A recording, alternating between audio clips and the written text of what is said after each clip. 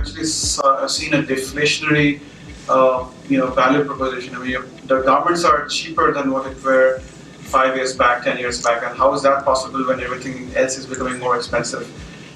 So we decided to kind of look a little deeper into the whole process, and here are some very interesting insights again in that.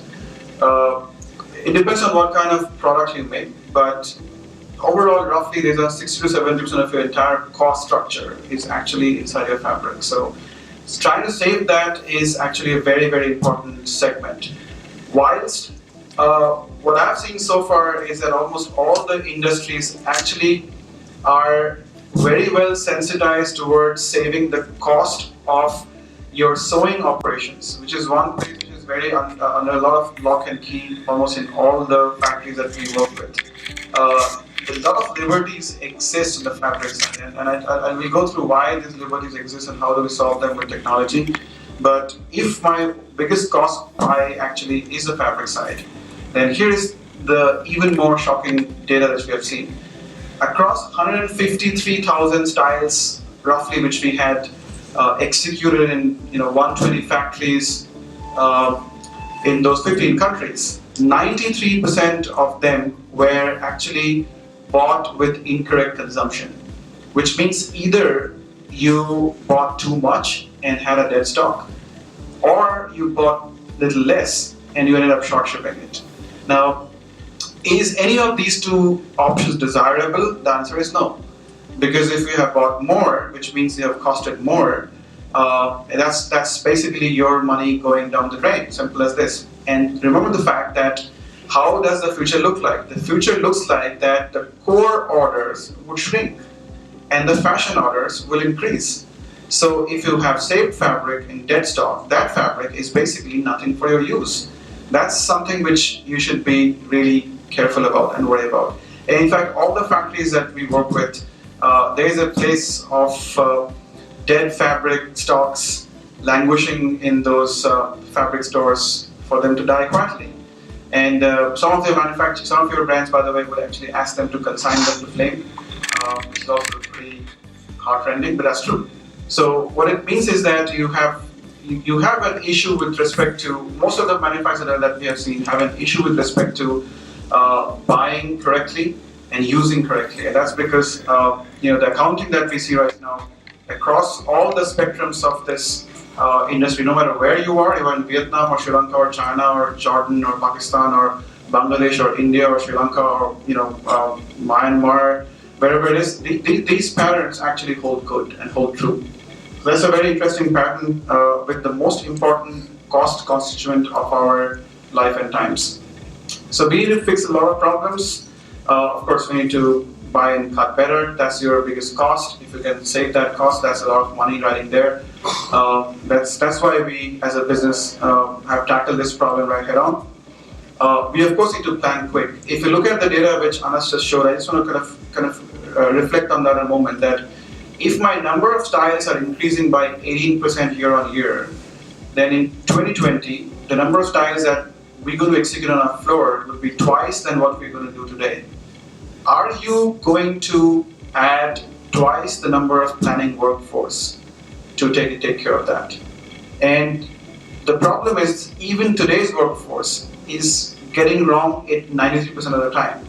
Tomorrow, with added pressure of more runs and shorter runs where the margins are tighter, do we really think that it's going to get better for us? I mean, I would be betting on the fact that it probably would not get better, which is a pretty interesting point. And if you look at the fact that today, if one guy takes 35, 40 minutes to plan, and if you don't want to increase the workforce, then given the fact that the workload increases 2x, they would spend 20 minutes rather than 40 minutes.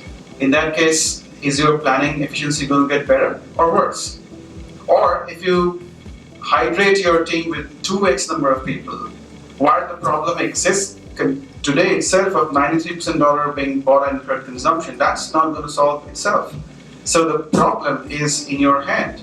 And that problem is not going to go anywhere pretty soon. That's very, very clear. So we need to act on data and insights. These are very important because your core orders are shrinking and your variations are increasing. So how do we solve this? I mean, my answer is that technology is actually the only solution. Because no matter how hard and how good we train our people and how much we try to retain them, there'll always be some company coming up tomorrow from your own companies. That's true, right? And that has happened here in Sri Lanka many times. It's not going to stop again. And the point is that technology is a solution because of the fact that Sri Lanka actually is getting more expensive. You're definitely way more expensive than Bangladesh. You're definitely more expensive than Myanmar and Ethiopia and everybody else. But what's amazing actually about Sri Lanka is this, that in all of these countries, we had to translate our software in the local language. Sri Lanka is the only country in the world where we are actually using the software in English. And that too in factories which are even in the middle of the country. So some of the factories that we work with, for example, Tushara's factory, Maliban's factories, they're right in the middle of the country. I mean, there are hardly people who would you expect them to speak in English or understand English, but they do. That's because this country is 93% literate. The only country nearest to this country with that much literacy is Singapore.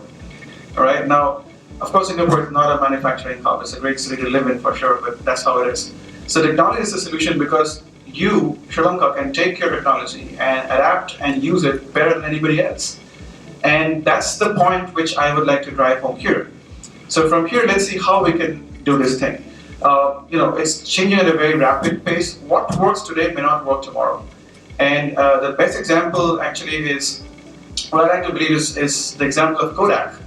I mean, Kodak was sitting so much on the top of the perch that if you thought of clicking a moment, and that moment had to be a Kodak moment, right? And that company filed for bankruptcy in 2012 because of a very, very innocuous innovation called smartphones and digital camera. That's simple as this. So what works today may not really work for you tomorrow. So if yes, you're a large company, wonderful, congratulations, that's great. But you got to remember that adoption is an important part of staying ahead of the curve, and resistance probably is not the best thing to do. And here's the part. Tech always ensures that there will be some large winners and there will be lots and lots of losers. So that's a very, very clear perspective because that's exactly how things are shaping up right in front of your eyes. Look at Amazon's growth in the last couple of years. Look at the fact that now Xiaomi is one of the biggest mobile companies. I mean, their mobile phones are being sold for over $10 billion all around the world. That's amazing. I mean, that's what technology can do very, very quickly. So how do you want to move from here is completely up to you. But we can show some of the very important trends that are actually available in front of us. There's one is artificial intelligence. Then you have big data and mobility.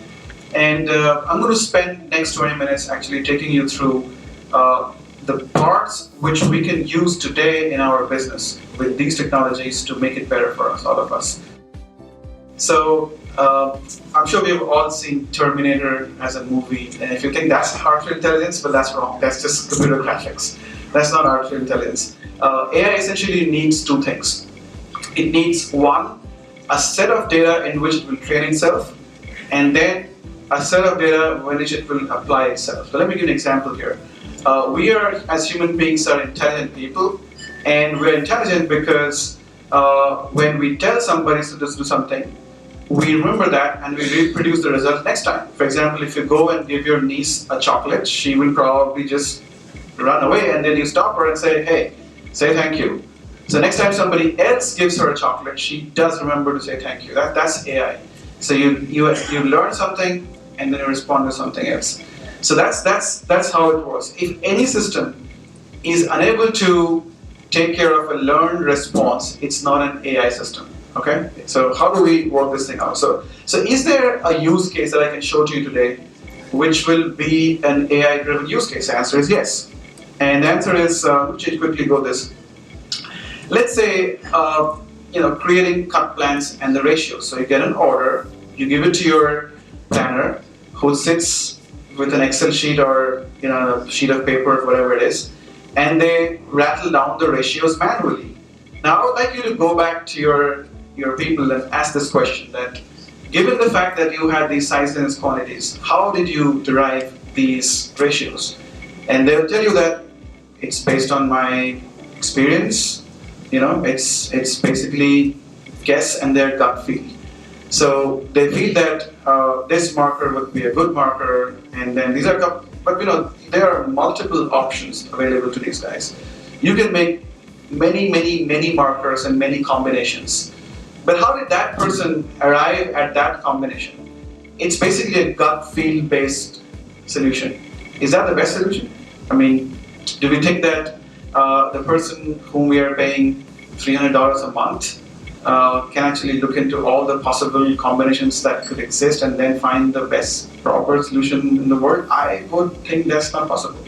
And to kind of put my case forward, let me just show you how AI will revolutionize this. So we have an AI-based cut plan system. So what we do is we have a huge training data set because 120 factories. Every day they're executing orders, right? They're executing jackets, trousers, shirts, pants, lingerie, dresses, all kinds of stuff. And because they're executing those orders and making the markers based on the ratios we are predicting them to make, we have a huge database of 3.6 million markers. Let me explain to you how big that data set actually is, 3.6 million. An average factory would run like 20 orders a day, probably make 100 markers.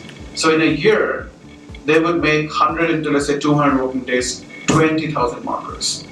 So if you multiply 20,000 by 100, you get 2 million. So basically I'm saying is that the data that we have got is equivalent to one factory working for 250 years. That's the amount of data we have right now with our databases about how many markers are there. Now that's the entire set of markers: trousers, jackets, shirts, pants, trousers, dresses, lingerie, whatever. I love trousers too much to say it twice. There you go. So we have got a huge data set of training data which we can use.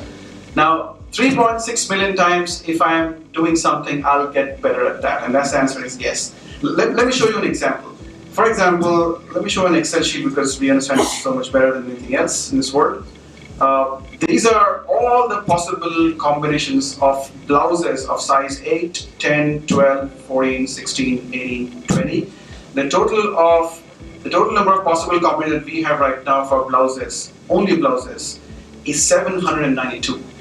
All right. Now these are all the possible combinations of markers that we have in our database for only blouses. Same thing is there for shirts, trousers, jackets. This is a combination where one piece of 8, actually the marker length is 1.273. We can, of course, sort it ascending or descending, whatever it is. We can get all the possible combinations and what kind of consumptions, patterns they throw up. Now, if I have that information in my hand, am I better off than any person who you pay $300 has been in the industry in your factory since his childhood, and he's taking the decision based on a gut feel? My answer is yes, 100%. Because that is where the decision making comes in. The AI-based system, what it can do is it can go through millions of combinations, and in each of the combinations, we've got the data set to put and predict and find what is the most optimal one. Now that's something which is data. Now, I can definitely say this out loud in this group, but if you put me in front of your CAD managers, I would say no. Because most of our people are defensive. We have to give confidence to our people to be able to appreciate and embrace technology rather than challenging it or trying to not believe in it. Because you as a business owner, you are worried about the fact that your number of styles are going to increase by 2x in 4 years. I'm not sure that's the same concern that look of the same concern would be actually on the faces of the guys who are manning your CAD and cutting department. That's a very important question. So what we can do with AI is we can therefore, looking at all the data sets of 3.6 million combinations of styles, products, fabric, fit, design, we can make a decision which would be the most optimal one. And it could be quicker, better, and saves more fabric on a long run. Let's go to the next data, discussion is what is big data. Big data is something which, again, we have heard a lot, and it doesn't mean that it's like it's not a special kind of data. It's basically data about everything. All right. Now, the best example is actually something like Facebook or Twitter or LinkedIn. LinkedIn actually works on big data. Therefore, it knows that what kind of person all of these people are. All right, simple as that. This is a pure big data technology which is taking the AI inputs and stuff. So big data is essentially lots of data and taking informed decision based on too much data. That's simple. Okay. Now, what amount of data is too much data? So let me give you an example here. Today, in one factory, in every factory we work today, if they cut, say, 30 orders, we generate somewhere around 200 megabytes of data for that factory, because we would know exactly how much time they spent in planning, how much time they spent in nesting, how much time they spent in spreading, how much time they spent in entering the data into software. So we would have a very clear understanding of the data in the hands. So I'm going to take a break and show you a case study of fabric booking, which is a very important step in all our businesses. We are always faced with the question that how much fabric should I buy for this order? And that decision is right now taken by one of your merchandisers. They sit in a very nice place and they sit down and decide how much fabric to buy. Unfortunately, your merchandiser does not understand the problems that the production system people would actually face on a day-to-day basis. They would not have the exact appreciation because they're kind of far away from it. So, can they actually take a decision on behalf of the production team of how much fabric to buy so they can go back and buy that fabric? The answer is, I don't know. But my data says that 93% of the time they got it wrong. 93% of your orders are bought at incorrect consumption. They're either bought too much or buy too less. Either way, it's not good for you. So how do we do a fabric booking for an order based on big data? And the problem is very simple. Presently, when a factory merchant books a fabric, there are many brands who would not tell you what is the size-wise quantity indication. They would tell you that I'll give you a 10,000 piece shirt order or a 15,000 piece denim bottoms order, but they would not tell you what's the exact size breakdown, but you have to make a guess on your booking consumptions and your costings and everything else. Now how do you do that? There are many ways of doing that. Of course, you can look into the Excel sheets that you have in your factory and then come up with a consumption which you had cut it last time. That's one option. Second option is you can make a guess by making a medium piece marker and adding 5% wastage, or you can do whatever combinations of things that you do here. Now, let me show you how. Okay, there's also two more problems. You don't know the width of the fabric that's going to come to you. So you ask your supplier about how much fabric width they can give you, and same for shrinkage. And similarly, using all of these, they make a quasi-guess data-centric system, whatever it is. It's still not 100% science. Like if I go back and say, show me the entire costing perspective exactly the way it came out to be, you probably would not get an answer for this very clearly. So how do we do this? How do we ensure that big data will help? So I'm going to show you a very simple use case. I've kind of enshrined the data in an Excel sheet for you to see it easily, so that we can make sense. So let's say here is a simple example. So I'm going to do two things here. I'm going to first of all try to find out what could be my order quantity prediction. Hi Mark, good to see you. It's Mark from Crystal Martin is here. Thank you very much for joining us. The question is that if I have not been told by my brand about exactly the size quantities that is going to come to me, but they have told me that it's going to be a 3,000 piece order, how do I find out those size quantities and therefore go ahead and do my planning? And the way we do it is this. Today, if let's say you choose the customer as H&M, the product is top and the fit is regular, all right? That means in your system from IntelliCuts, we have 1,115 matching orders that we get. 1,115 orders in the past are from H&M, were actually tops, and were from regular fit. Now you can obviously decide, are you looking back 6 months, are you looking back 8 months, are you looking back 12 months? So you can decide the length of time you're looking back at. That's one. And if it's a repeat style, for example, it's Curtis T, I could also change it to something like, say, for example, Betty. Now, Billy shows that out of the 1,115 orders, which were H&M top and regular fit, only 5 of them match from this style. And for those 5 styles, if I do an average of the sizes contributed, I get XS, S, M, L, whatever, XL. These are the quantities. These are your factory's data, your production order data, which we have in our software. We can look back into the history and say, okay, all right, this is an H&M top for regular fit for this season, for that style. How many matching orders do I have across all my factories? And some of you guys have many factories. The MAS has, I don't know, I always lose count the number of factories the MAS has, or Brandex has, or Hydromani Enterprise have here. It's kind of, you guys have lots of factories. Now the question is that if there is not one person who is looking at this data, then who is looking at this data? It's your data, right? I mean, you have that in your own systems. But if you don't use that, then basically we are not taking an educated guess. Now, if I have this quantity, 3464806056435275999, I can let IntelliBuy predict the most economic ratios by using the AI.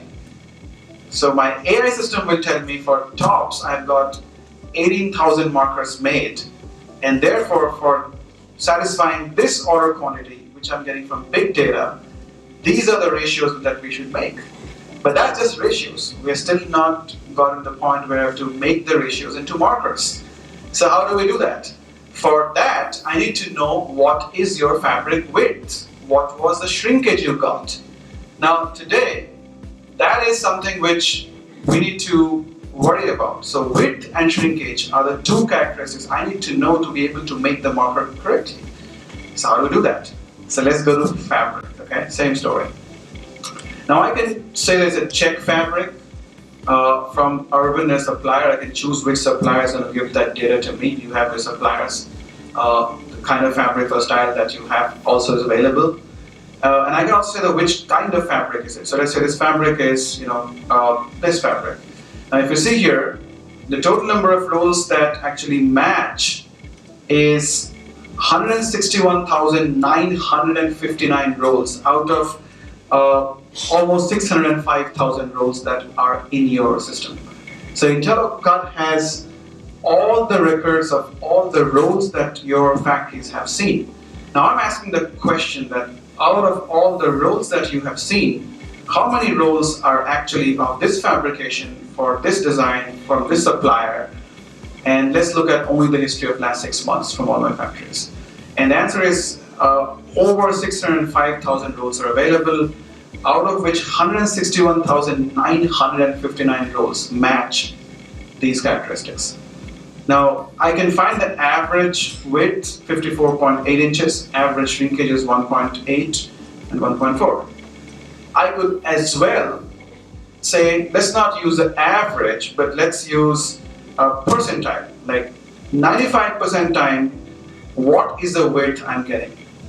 So the system says that out of 161,959 rolls, which are of this fabrication for this category from this supplier, 95% time I'm getting 50 inches of cuttable width or more, 1% of shrinkage in the X direction or less, and 1% of shrinkage in Y direction or less. Which means now I have the information to piece the entire segment of my costing. Step 1, I have found out that my H&M order for the top product for fit regular for 3,000 pieces, I need these as my order quantity averages. These are my own historical data averages. Then I apply this and give it to my AI system. I say, okay, fine. How many markers do you have from top? And I have got 18,000 markers. So I can find the most optimal ratios, which will be giving you the lowest possible consumption for completing your order. How things can work and how things can be made easy for all of us here. Now I'm going to go to my last segment of my presentation from here. I'm going to show to you that Now that we have actually discussed the fact that suddenly I become loud, huh? Isn't it?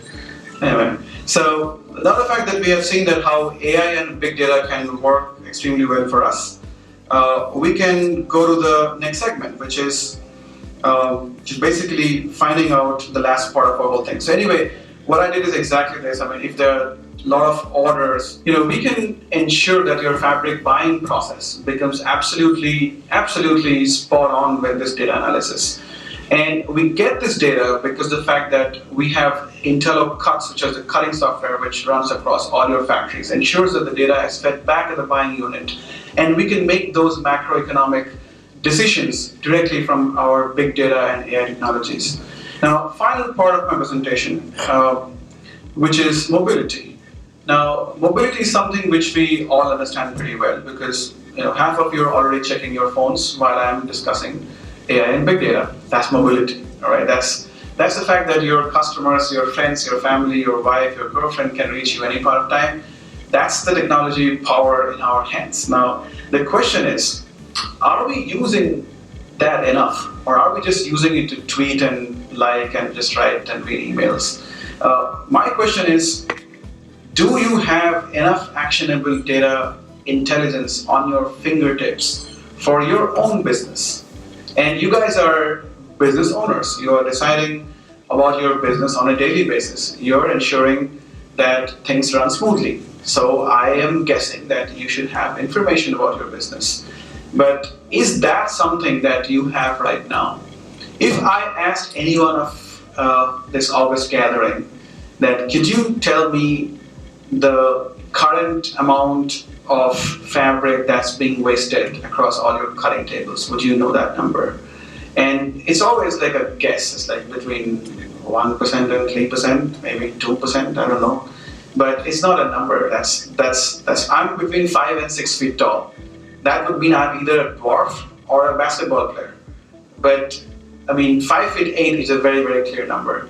How do I show that to our decision makers? How do we ensure that at all points of time you have the exact data in your hand so that you can make the absolutely correct decisions, or you're on top of your game at all points of time? Now, here's what we do today. We probably would ask someone to get this answer for us from some ERP or something, I don't know.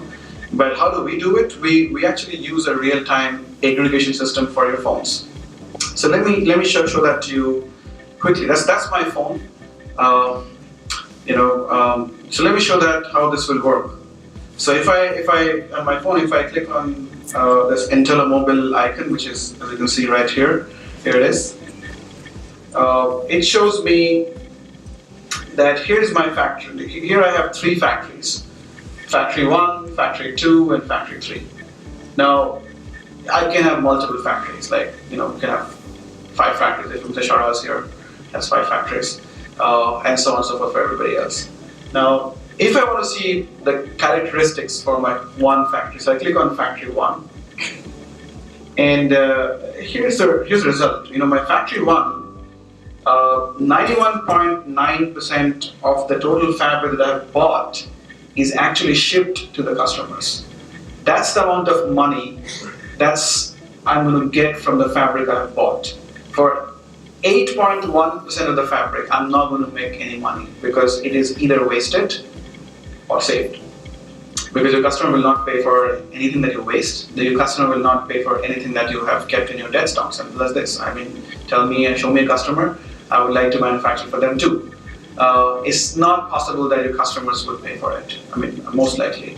So how do I know this? Because like I showed you, 1,115 orders of H&M is something we have in our hands. So we also know what happened in 1,115 orders of H&M. And therefore we can give you this analysis right now on your fingertips. That's very, very important to have. Similarly, I can find out why there is a wastage. I mean, is this wastage controllable or something I cannot do anything about? For example, in this case, if you see, 0.6% of the wastage, the yellow bar, is coming from the end losses. which is the 1 inch you leave on both sides of the marker. You can't do much about that. So it's an uncontrollable wastage. Let's look at this. The green part is 0.5% of your fabric. 0.5% of your fabric is wasted in part changes and panel replacements, which can either point to the fact that your fabric had lots of defects and damages. That's how impactful this talk is. Like things just fell off home. That's mobility as a solution. So why do we actually want to invest into mobility? Because the fact that you want to get to a point where you need to make faster, quicker decisions. That are you moving or are you not moving? Is there a problem which you can solve or not solve? And because we have this technology that we have in our hand, we can add more data and reporting which can be addressed and which could actually reach you pretty much in no time. And this is what I would like to have for all of our lovely manufacturers. So let's quickly recap here, since we are almost reaching the time in which we need to close the segment. The recap is very, very clear before I go to the AI side. The recap that we have seen is this, that today we are planning 1 billion pieces out of the 90 billion pieces that are made by the world across all the manufacturing houses. And that's a large data set for us to make predictions. From that data set, we know that 153,000 styles we had addressed last year. And we have also seen a trend that the number of styles are increasing at a growth rate of around 18%, which means by 2020, you are answering twice the number of styles than what you are answering today. So we will get to why is that in a short while. But here is the point. So either your workload is going to become 2x, so you either hire twice the number of people, or your people will have half the time to do the job. Now that opens the question, what is the quality of job our people are doing? What's the macroeconomic trends of that? The macroeconomic trends are that our people are inadvertently, despite their best efforts, all the systems put together, are buying 93% of the orders at incorrect consumptions. Either you're buying too much and having dead stocks, or you're buying too less and short shipping. So which means that the quality of the work is already under stress. And either you give them twice the workload at half the time, that's not going to solve it anyway. And even if you put twice the number of people to solve it, it's not going to solve itself because the problem actually is unanswered yet. And how do you answer the problem? You answer the problem with the fact that we can send an entire AI-based system to look into your factory. The fact that you're making denims, trousers, jackets, shirts, pants, dresses, lingerie, all sorts of interesting apparels and garments. We can look into our database of 3.6 million markers. And 3.6 million markers is the number of markers your factory will produce in 250 years. I think the oldest company in this room is Hydromonies, right? That's the oldest company. And I think it's like around 100 years old, right? Is that correct? So you haven't done 3.6 million markers yet, sir. Yeah, it's a great factory. I absolutely love the fact that we have great respect for your work and stuff. The point is that we can use the data set to predict and find the most optimal ratios so that we can do better. And when faced with the buying situation, we can use the big data from your own existing setups to find that particular fabric, that particular fit, that design, that customer, that fabric, that style, and find out the historical data, use the AI to find the best possible ratios, predict and give the numbers on your phone on mobility. That is what we want to do here. And I understand the fact that business owners at all points of time are trying to make their business better. And more often than not, there is a very interesting thing that actually makes us stop from doing that in a regular basis. That's our own success. The fact that we are doing something in a certain way, and that is a process which we follow, means that it's very difficult for people to kind of extricate themselves from the processes and adopt a new process. Not everything is a challenge. We are definitely here to help. We're definitely not mounting a parallel structure for how to do things. We definitely want to make a technology-based innovation so that we can save fabric. I mean, that's the objective for us very, very clearly. So that's it. So we